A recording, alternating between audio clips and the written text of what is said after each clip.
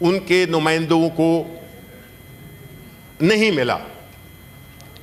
उनसे उनका मैंडेट ये दरअसल पाकिस्तान तहरीक इंसाफ से नहीं, ये मैंडेट छीना गया पाकिस्तान के अवाम से, जो एक पुरअमन लोग हैं और अपनी सियासी जदोजहद में उन्होंने अपना एक कानूनी और अखलाकी और जमहूरी फ़र्ज़ अदा करके वोट दिया। और उसके नताइज को आप ना माने, ये और बात है, ये किसी और दिन हम इस पर बात करेंगे। अब हम उसके बाद जो एक लामुतनाही सिलसिला शुरू हुआ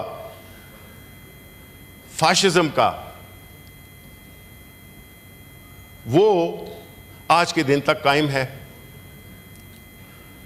आज भी हम उसी कैफियत से गुज़र रहे हैं, मुल्क उसी कैफियत से गुज़र रहा है। हमारी जो मुआशी अदम इस्तेकाम है वो अपनी जगह पे कायम है, जिसकी मुख्तलिफ़ सूरतें देखने में आती हैं कि जब हुकूमत प्राइवेटाइज़ करना चाहती है तो PIA को तो एक गाहक आता है, वो भी किसी प्रॉपर्टी के बिजनेस का बंदा।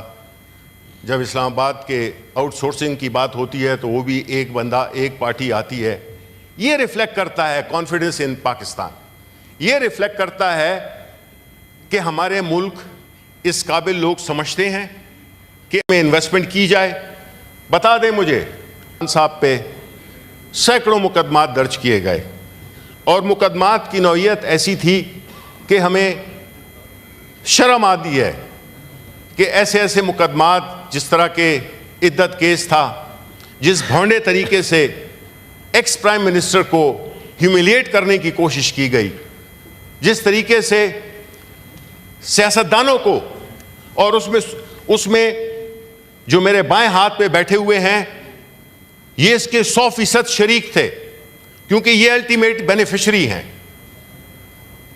तोशाखाना केस हो, साइफर केस हो, जो भी हो, मुंह की खानी पड़ी, केस हारते गए, साबित कुछ नहीं कर सके। तो फिर एक ऐसा केस जिसको कि लोग अल-कादिर यूनिवर्सिटी के नाम से जानते हैं, अल-कादिर यूनिवर्सिटी और 190 मिलियन पाउंड, तासुर ये दिया जाता है कि 190 मिलियन डॉलर खान साहब के अकाउंट में गए हैं। अब जब ये साबित नहीं कर सके तो मैं पहले तो बता दूं कि अल-कादिर यूनिवर्सिटी किस लिए बनी थी। ये उस शख्स ने बनाई जिसने कि पहले हुकूमत में आने से पहले, much before when he was the most popular athlete in the world, most liked person in the country, उन्होंने स्कूलों के बच्चों से चंदा लेकर यूनिवर्सिटियों तक और मुखियर हज़ात से लेकर शौकत खानम अस्पताल बनाया, जो कि कैंसर का इलाज करता है, मुफ्त इलाज करता है। और वो लोग जो कि 25-25 साल हुकूमतों में रहे हैं, उनके हाथ से कोई खैर का काम नहीं हुआ। उसके बाद जब अस्पताल बन गया, इलाज शुरू हो गए, आज भी दुनिया के बेहतरीन अस्पतालों में है। और आज भी ज़कात खैरात के पैसों से और मुखियर हज़रात के लोगों की डोनेशन से वो अस्पताल अल्हम्दुलिल्लाह चल रहा है। हालांकि उसके रास्ते में भी फंड रेजिंग के लिए रुकावटें खड़ी की जा रही हैं। उसके बाद यूनिवर्सिटी बनाई कि पाकिस्तान में वो गरीब तलबा जिनको के मौका नहीं मिल सकता एक अच्छी यूनिवर्सिटी में जाने का, उनके लिए यूनिवर्सिटी बनाई। उसके बाद मुख्तलिफ फलाही काम किए। तो ये तो उनका रिकॉर्ड है। ये नहीं है कि वो आए और उन्होंने ये अल-कादिर यूनिवर्सिटी बनाई, पहला उनकी इसलिए जो है, तो उन्होंने ऑफ ऑल द प्लेसेस वो जोलम में एक साइट पे, एक जगह पे उन्होंने इसकी बुनियाद रखी, जो कि एक ट्रस्ट थी। अल-कादिर यूनिवर्सिटी में खान साहब का मकसद क्या था?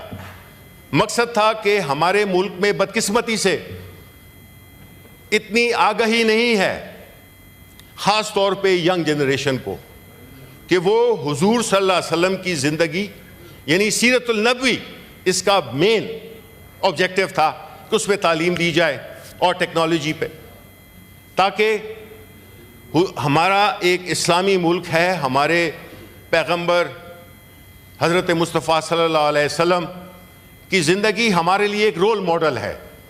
तो उसको क्यों ना एक ऐसे इदारे से कि वो कम से कम ये रोशनी फैलाता रहे हुजूर सल्लल्लाहु अलैहि वसल्लम की ज़िंदगी का। हुआ क्या, केस क्या बनाया गया? हसन नवाज जो कि नवाज शरीफ साहब के साहिबजादे हैं, उन्होंने एक प्रॉपर्टी बेची मलिक रियाज को। वो प्रॉपर्टी जो कि कहते हैं, मुझे उसकी तफसीलात नहीं पता, लेकिन जो कहते हैं कि वो कोई 20 मिलियन पाउंड्स की थी, उसको 40 मिलियन पाउंड्स शो किया गया। तो वहाँ की जो नेशनल क्राइम एजेंसी है, उन्होंने इस पे इन्वेस्टिगेशन शुरू कर दी, क्योंकि प्रॉपर्टी की प्राइसेस और जो पेमेंट हुई उससे शुकूक व शुबहात उभरे। उनका मलिक रियाज का और इनका सिलसिला चलता रहा, और नेशनल वो जो थी क्राइम एजेंसी, उन्होंने ये फैसला किया कि ये पैसे चूँकि क्राइम से नहीं निकले हैं तो इसलिए इसको वापस भेज दिया जाए। वो पैसे, चूँकि ये एग्रीमेंट हुआ था मलिक रियाज में और नेशनल क्राइम एजेंसी में, NCA के दरमियान, उसमें हुकूमत का कोई ताल्लुक नहीं था। वो पैसे भेज दिए गए उन्होंने पाकिस्तान सुप्रीम कोर्ट के अकाउंट में। पाकिस्तान सुप्रीम कोर्ट के अकाउंट में जब भेजे गए तो कैबिनेट में ये बात आई कि ये इस तरह की अरेंजमेंट है जिसमें कि NCA की कंडीशन है कि इस एग्रीमेंट को पब्लिक ना किया जाए, इस एग्रीमेंट को कॉन्फिडेंशियल रखा जाए। कैबिनेट ने उसको ओके कर दिया। जॉइंट रिस्पॉन्सिबिलिटी होती है। अगर ऐसा है तो फिर खान साहब पे सिर्फ केस नहीं बनता था, पूरी कैबिनेट पे बनता था।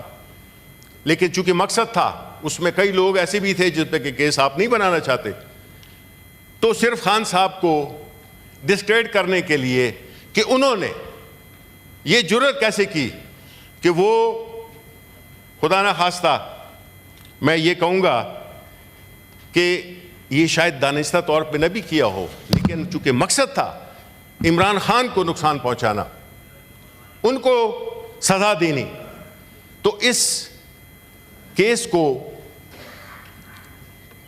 जिसमें कि उन्होंने बुनियादी तौर पे जो उनकी ख्वाहिश थी और जो इसका ऑब्जेक्टिव था, मेन ऑब्जेक्टिव था हुजूर सल्लल्लाहु अलैहि वसल्लम यानी सीरत नबवी को प्रमोट करना, तो आप इंतकाम में इतने अंधे हो गए कि आपने सीरतुल नबी पे बनने वाली का मकसद रखने वाली यूनिवर्सिटी को आपने कंट्रोवर्शियल बना दिया। इससे आपने जाहिर क्या किया? आपने जाहिर ये किया कि भाई अगर इस मुल्क में कोई अच्छा काम करेगा, कोई फलाही काम करेगा, उसकी खैरियत नहीं है।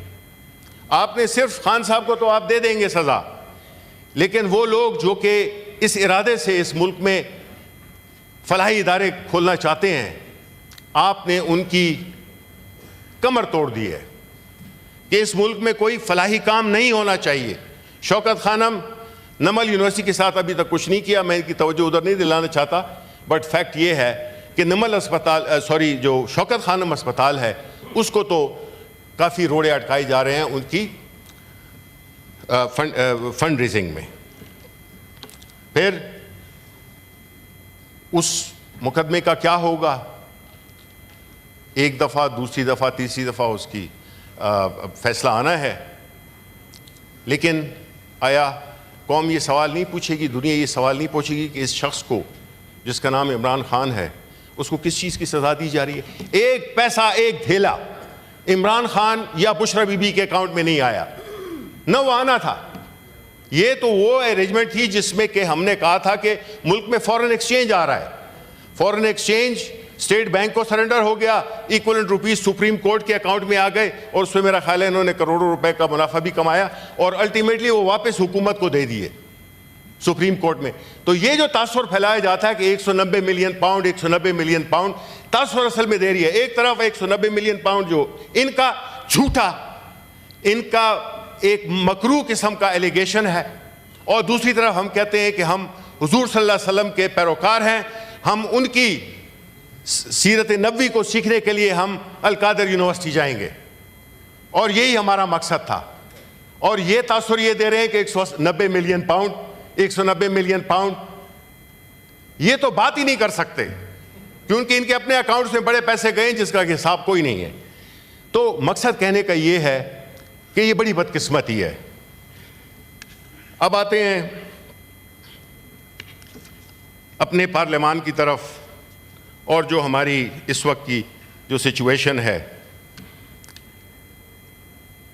देखें, इस मुल्क में जो कुछ भी हो रहा है उसके बेनिफिशरीज मेरे लेफ्ट पे बैठे हुए हैं और इन्होंने कोई ऐसी, जिसे कहते हैं कि रस्मन भी कोई ऐसी एहतजाज नहीं किया कि जी क्या हो रहा है।